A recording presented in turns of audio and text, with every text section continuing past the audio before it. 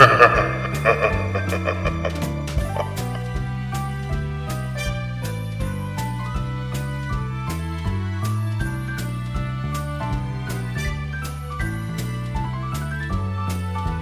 creeps. You know what special time of year it is, don't you? That's right. It's Christmas. And do you know what happens on Christmas Eve? You don't? Well, you're in for a real treat because your old pal, the Grim Reaper, is here to tell you the tale of how this frightful holiday came to be. What? What do you mean there's no Christmas? It says so right here in the script. I'm even telling them the story of Reaper Claus for crying out loud. Alright, where was I? Oh yes, here we are. Each year on the night of Christmas Eve, the joyless Reaper Claus brings horrifying treats to all the rotten little... There's no Reaper Claus. It's Santa Claus? Christmas?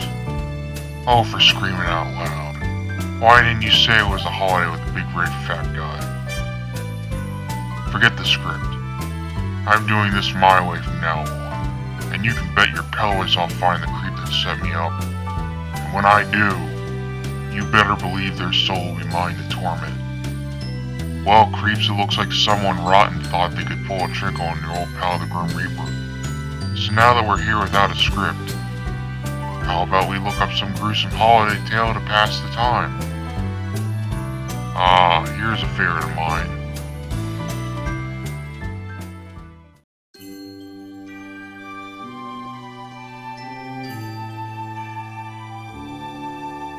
The Wish by Stephanie Wolfstar.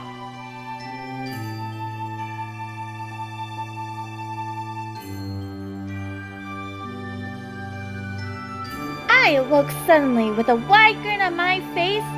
It's Christmas! I yelled as I dashed down the stairs. Hurriedly, I ran to my siblings' rooms and woke them both up before I bolted down the stairs to wake up my parents. Mommy, Daddy, it's Christmas! Santa came! It's Christmas! Then I ran to the living room where all the presents gathered around the tree. A massive amount of gifts scattered all around the tree in circles. Each pile belonged to either one of my siblings or me. Why don't you open your presents? My mom suggested. Casey, you go first. My father said without any hesitation. I quickly opened up my first gift. In my hands, a Barbie doll was wrapped in a package. I jumped up and down excitedly with a wide smile. Oh, thank you, thank you, thank you! The day continued with only better toys. I received a few Barbie toys, stuffed animals, a few books, and other miscellaneous objects. Christmas ended up feeling as though it only lasted for 1 second. And before I knew it, I was laying in bed to go to sleep. As I lay in bed with a wide smile plastered on my countenance, I couldn't help but reminisce over the wonderful day that transpired. Everything seemed to happen perfectly. No mishaps or wrongdoings. It was merely my family and I spending quality time during Christmas. I had often wished for Christmas to repeat. For as long as I could remember, I would lay in bed and just wish for the day to repeat over and over again. What child ever wanted Christmas to end? The mere thought of Christmas lasting an eternity was a wonderland that seemed too fanciful for anyone to fathom. Nobody ever truly believed it could occur, and therefore it never did. However, I had been successful in striving to make Christmas last. I just didn't know the price it would take for that to become a reality. That faithful night, I was laying in bed at 11:58, wishing and praying that it would become a reality. That day had been too grand to slip through my tiny fingers. And at that moment, I truly believed with all my heart that Christmas could last forever. I turned to Santa Claus. He can make anything come true. Little did I know that sometimes fulfilling one's wish sometimes initiates chain reactions that we never wanted to occur. Please, Santa, I began saying aloud, my voice as quiet as I could manage, grant my one last wish. and make Christmas last forever. I paused before I said one more thing that would change my life forever. I'll do anything. Obviously, nothing happened. There was no bright light or uplifting feeling that welled up in my heart. I felt all the same. With a frown, I sighed and shook my head. Why bother? I muttered under my breath before I closed my eyes and attempted to fall asleep.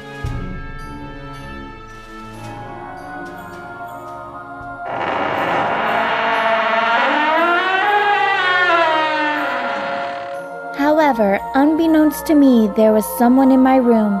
With an abrupt intrusion, a deep voice boomed in my room. Casey? The voice inquired with a tone that demanded respect. I gulped and closed my eyes tightly. I felt my body tremble. As my heart pumped faster, I was terrified. Not only was there a stranger in my room, but he knew my name. I felt tears begin to well up in my eyes as I screamed for my dad. The same voice from before laughed eerily. I could hear him smile crookedly at my terrified form. Whoever this clearly thought, the entire situation was hilarious. I'm here to grant your wish, little one. I furrowed my brows and screamed again. But instead of screaming for my dad, I shouted for my mom. They can't hear you, Casey. It's just you and me. Scream as much as you want. Nobody will hear you. As far as your parents know, you're sound asleep. There was a short pause before the man continued. But of course, I know better than that. I'm the one who knows when you are sleeping and knows when you're awake. Eventually, I mustered up enough courage and turned my head to see the intruder that had managed to barge into my room without any creature in the house stirring. My parents, siblings, and 2 dogs didn't even hear him enter the house. As the light from my nightlight somewhat illuminated the otherwise dark room, I caught a glimpse of the man that stood in my doorway. I immediately burrowed my head in my pillow. The person I saw standing there terrified me to no end. His skin appeared that it was about to rot off his body. His fingers curled in an abnormal manner as he held onto the red sack in his left hand. The man's head was tilted slightly to the left as he looked at me with beady white orbs that felt as though they'd pierced right through me. He had a white beard that was covered in what appeared to be dirt. The man's clothes were disgusting to say the least. His red and white suit looked as though he had fished it out of a dumpster. His hat was full of multiple tears that seemed to only get bigger the more I stared at it.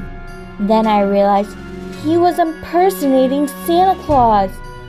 But he was everything but the magical man that makes hundreds of thousands of kids happy on Christmas. "You're not Santa," my 8-year-old self proclaimed as I stared at him in horror. He walked into the doorway now and closed the door behind him loudly. What makes you think I'm not Santa? He asked with a smile. However, as he grinned, it was clear that he hadn't brushed his teeth in at least a few years. The rancid stench that came from him made me feel lightheaded. It was almost painful to breathe in his stench than to not breathe at all. "You look like a hobo," my ignorant self announced with a twinge of horror lacing my voice. You're judging me based on your preconceptions of what you thought I'd look like. Tell me this, kid. He paused as he grabbed a cigar from his pocket, and once he put it to his lips, he continued.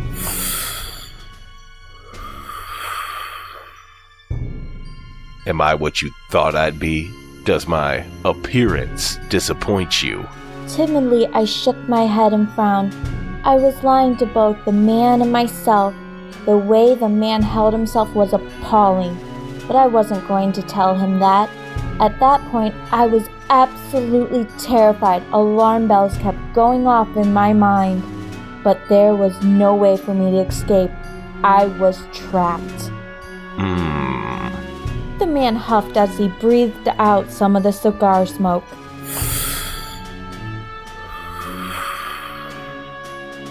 I see. Well, you made a wish and I must grant it for you. What wish? I inquired in a quiet voice. He opened up his red sack and I couldn't help but feel a small smile begin gracing my lips. However, the smile that was framing my face quickly turned to horror as I spotted what he took out of his sack. Stay still, will you?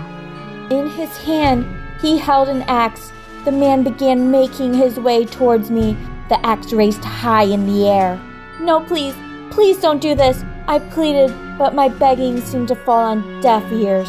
I'm just fulfilling your wish. Stay still, and this won't hurt a bit.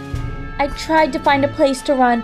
I tried to scrutinize my situation to find a way out, but there was nothing I could do. I was trapped, without any alternative move to make. I closed my eyes tightly and awaited for the unfathomable amount of pain I'd soon feel. Within seconds, the pain welcomed me menacingly. Without remorse, agonizing pain shot through my entire body. Somehow, even though I was quite certain I was supposed to be deceased, I felt every single thing he did to me. Every shock of pain felt worse than the previous. Waves of unbearable torture I had somewhat succumbed to. He had cut off each appendage, tearing through my skin as if it was paper. Tears streamed down my face as I wished to die. At this point, I didn't care about living anymore. I just longed to perish. I wanted to die.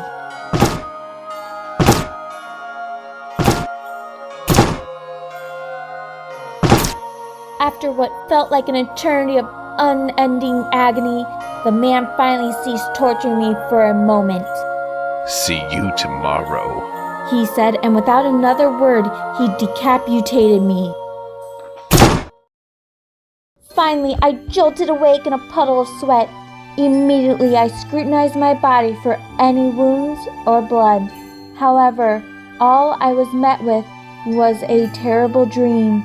With a sigh of relief, I sat up in bed. It was just a dream, I mumbled under my breath. Just then, my door opened and I shrieked as my older brother walked into my room, but he seemed to ignore my startled form. It's Christmas. Santa came. He shouted before he quickly ran out of my room to wake my parents. With a bit of hesitation lacing every step, I walked down the stairs with an uneasy posture. Downstairs, my family gathered around the gifts. Everything was exactly the same as the previous day. The presents were situated in the same places and everything. The resemblance to my dream was uncanny. Why don't you open your presents? My mother inquired in the same tone as my dream. Casey, you go first. My father added with a sense of trepidation. I slowly grabbed the gift and unwrapped it. To my horror, the Barbie was exactly the same. In fact, everything was the same. The presents my siblings received, my presents, everything mirrored my dream. The entire day was an exact copy of the prior day. I began fearing that the previous day wasn't a dream at all. Had I truly met Santa? Had he granted my wish to live Christmas every day? As the day dragged by, I finally arrived back in my bed and closed my eyes. It was 11:58 as I stared at the doorway, terrified of what I'd find. I didn't say anything as I held my blankets tightly over my mouth in a futile attempt to protect myself from the intruder. When the clock struck midnight, a man materialized in the doorway.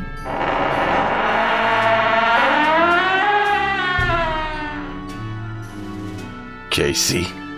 The voice inquired, and I screamed at the top of my lungs as I felt tears streaming down my cheek.